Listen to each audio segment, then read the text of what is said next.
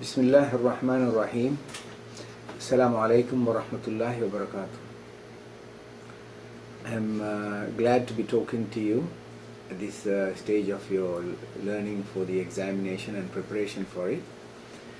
The MRCOG Part 2 is identifying mainly your clinical competence in terms of managing clinical situations and patients with the best practice principles and evidence.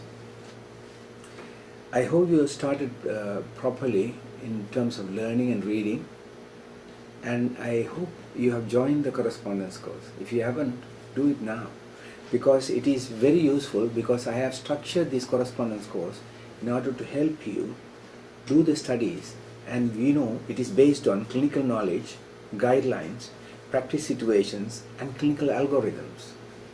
And this is how it is usually managed.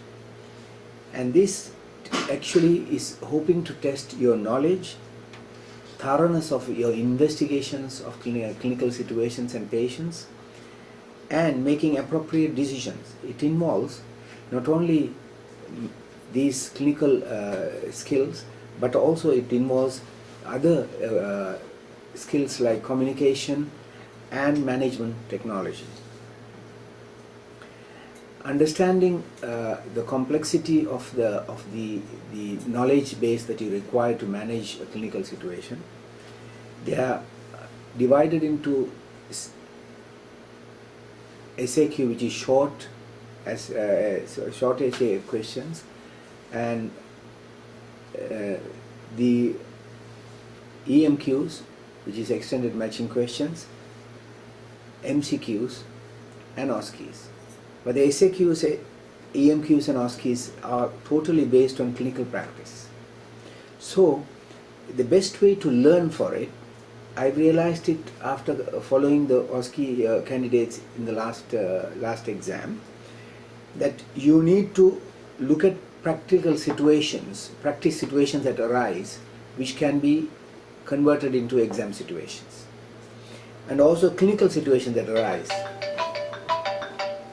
that also can be converted into exam situations. Exam situations makes it easier to recapitulate the clinical practice. So in case every clinical situation, you take it like an exam. You manage the patient as if you are in the exam, as if it is being done anywhere in the world, especially in the UK. Then you will begin to pick up the knowledge that is required and the skills that is required to pass the exam.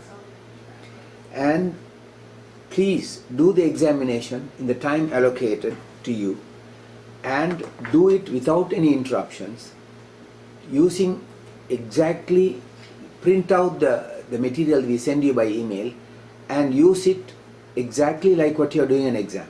So you face an exam situation every week, and you face the information and knowledge for that exam situation every day in your practice.